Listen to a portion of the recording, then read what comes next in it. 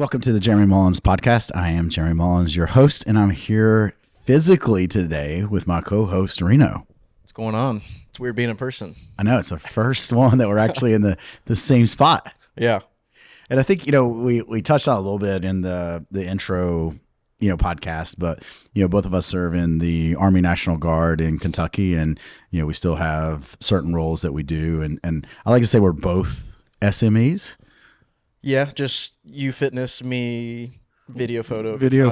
Yeah. But you're doing some cool stuff and right now traveling, you're really the United States and doing recon on certain, I will say, arenas. Yeah, my role is going too far in depth. I get to take 360 photos of infrastructure, whether it deemed critical or just anything, for the U.S. government, active duty. And it's just a unique role that I kind of slipped into, all thanks to H2F. Yeah.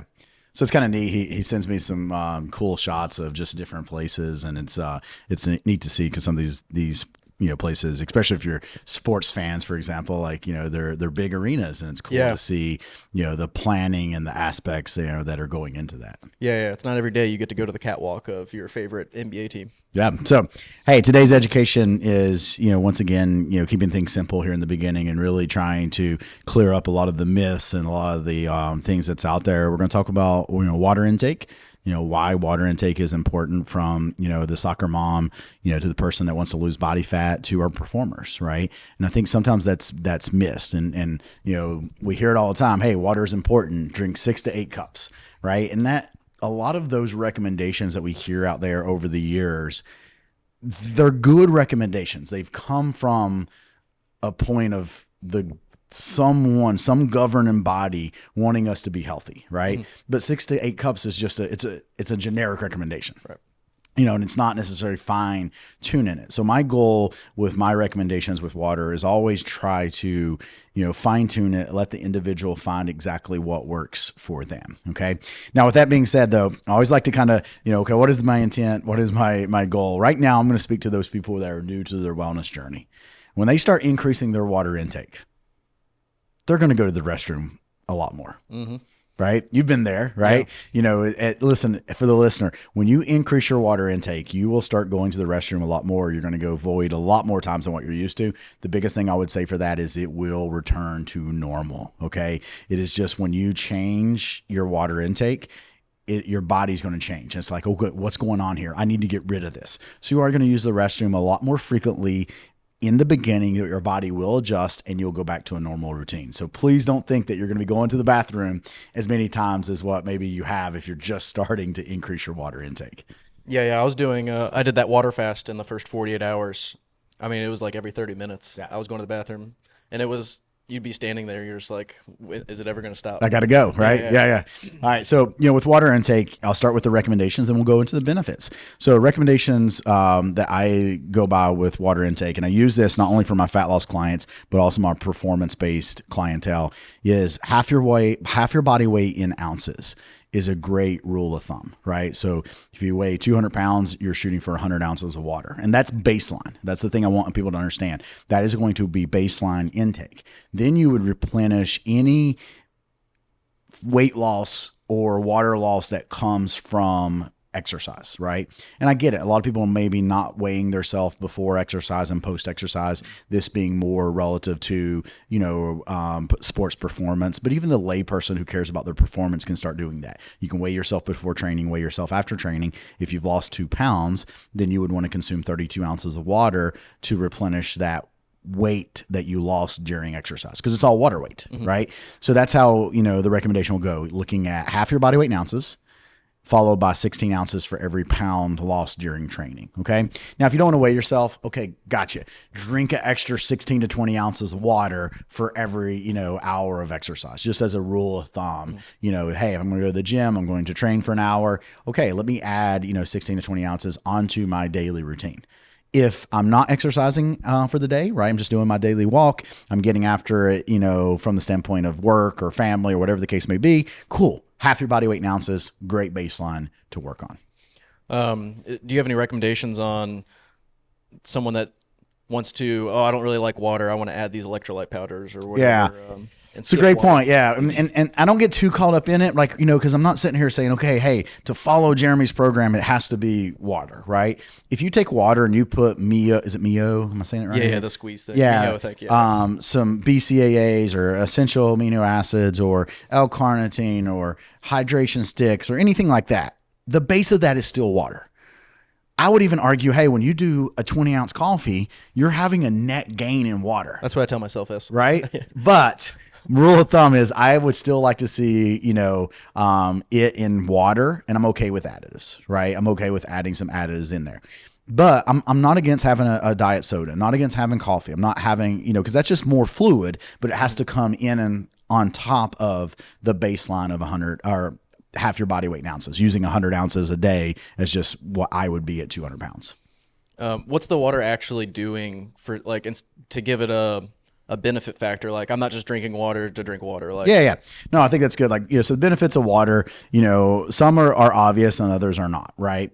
So when we look at the benefits of water, it maintains a normal body temperature, right? So it maintains homeostasis of the body. When we have a hydration status that is optimal, we maintain our body weight, our blood pressure is maintained, our heart rate is maintained. So it really does well about homeostasis. Because remember, the body is 60% water. Right. So we have to keep that in mind, from that aspect. It helps lubricate your joints. I have a lot of people, and maybe the listeners, hey, you've tied one on recently, maybe at New Year's, you had some drinks or whatever the case may be. And, your knees hurt or your elbows hurt the next day. And you're like, man, why? I didn't work out. I didn't do anything. What's going on? It could be a sign of dehydration, right? Because the water actually lubricates those joints. You're looking at me like you've been there. I've been there. You've been there? In fact, my left elbow typically starts hurting during an exercise when I notice the water. Just my left elbow. Yeah. So, that's another role of water in the body is it hydrates or lubricates the joints. It's great for detox, right? And that's where, like, you talked about doing the water fast that you did. Like, that is the best form of detox, in my opinion. Right? If you're going to detox, let the body do its natural thing, right? Just fast some, consume a lot of water. And that's one of the best ways, quote unquote, to detox, right? Speaking of if you drank and ate bad, right? Like, hey, cool. Fast a little bit next day. Drink plenty of water, quote unquote, flush those toxins out and go from there. Okay. You got better looking skin. I think a lot of people forget about that. Like your skin, like, and even the hair and nails, I would argue, like those things are just going to look better, feel better with a good hydration status. Okay. And then we look at performance, right? And I don't care if you're looking at, hey, I'm a bodybuilder, I'm a powerlifter, I'm a CrossFitter, I'm an endurance athlete. A 1% dehydration status. So being 1% dehydrated will affect your performance. And there's studies out there that show that, hey, being dehydrated affects bench press numbers. It affects, 5K, 10K, you name it. So being dehydrated is going to affect your performance in those standpoints, right? And I would even argue flipping this over away from physical performance to mental performance, whether we're talking about taking tests, whether we're talking about taking care of individuals' lives if we're in healthcare, right? Yep. You will function optimally in a hydrated state. And then last but not least, because I know a lot of listeners are on a fat loss journey, it helps with fat loss, okay? I'm not one big to say, okay, hey, if we increase our water, we increase our metabolism, because I'm a big fan of like our metabolism is our muscle tissue and our tissue that's on the body. But there is some studies out there showing that, hey, you burn 2 to 3 times more calories with cold water than you do warm water because the body has to warm it up, right? Or there's some studies out there that you burn more calories with being in an optimal hydrated state versus a dehydrated state. So there's a lot of things in there that I say it's great for fat loss. But one of the big things I would add to that is it helps with appetite, right? So making sure that you are in a good hydrated state will help decrease your appetite, because one of the first signs of being quote unquote hungry is actually being dehydrated. So those are the probably the top benefits, that I would put out there, for water intake. So that's kind of a good thought. I never saw it that way. So if I theoretically on my fat loss journey, if I am hungry, maybe drinking just a tall glass of water might 100%, because that first, the first quote sign or symptom of dehydration can be hunger in people. So it's not necessarily hungry as in food. Your body's just slightly dehydrated. It's a signal that, hey, you need to drink some water. Good.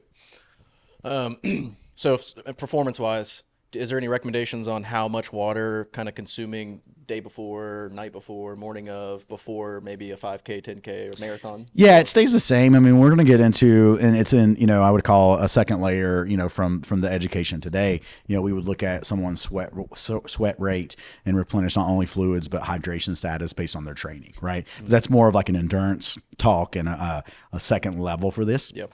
But to that, you would keep things the same. So you have your baseline, right? As long as you are continuing your baseline. So if you did not exercise the day before a half marathon, right, then you would consume your half of your body weight in ounces, right? And then replenish anything you lost during, maybe because you're sweating and it's hot. So you wouldn't change a thing. You would keep that baseline there because you're in a hydrated state. You're just hitting your baseline for the day. So sometimes I see people make that mistake. It's like, oh, I got a race tomorrow, so I'm going to add more water. Yeah. And then you actually flush out some of your electrolytes. So I would say, hey, no, keep it baseline. Don't worry about replenishing it. And we'll get into more depth in education when we start getting into more of the performance aspect. Okay, what is our carbohydrate utilization, during running or during cycling, and water intake in that aspect. So I think, the last takeaway in education for water is if you struggle with it, look at, we've talked about this before, is the habit stacking. So if you really struggle with your water intake, look at things you're already doing and how you can add water there, right? So, 20 ounces of water, right before you brush your teeth. Cool. Brush your teeth every day. That's a habit. Let's stack another habit to that, right? Hey, 20 ounces of water at each meal. You're already eating 3 times a day. So if we drink 20 ounces of water every time we eat, right? Now we're up to 80 ounces of water right there, just by drinking water when we brush our teeth and drinking water with each meal. Yeah. So if people are struggling, that's some ways. A lot of people carry water bottles with them. I got it. I've never been the big, gallon jug. I can't carry it. If you're a gallon jug, you need to tag us. If you are the gallon jug person, or you got your little water bottle that you carry around, let us know. Tag us on social media. Show us a photo of your water bottle. I've never been that, but that's another way to make sure you're getting in there. I've seen the people like draw the lines on it. Hey, you're halfway there, or whatever that is. Whatever you need to do, right, to get in half your body weight in ounces of water, okay, every single day as a baseline, and then replenish 16 ounces for any, quote, pound loss during physical activity. Good. It's kind of all the things that come to the top of my mind on like consuming water. Pretty straight. Keep it simple. Get the water in. I appreciate you guys and gals, for listening today. If you do have any topics you would like to hear us educate on, or go over on the podcast, just shoot us a email or message. And I hope you guys have a wonderful day. Thank you for listening. See you.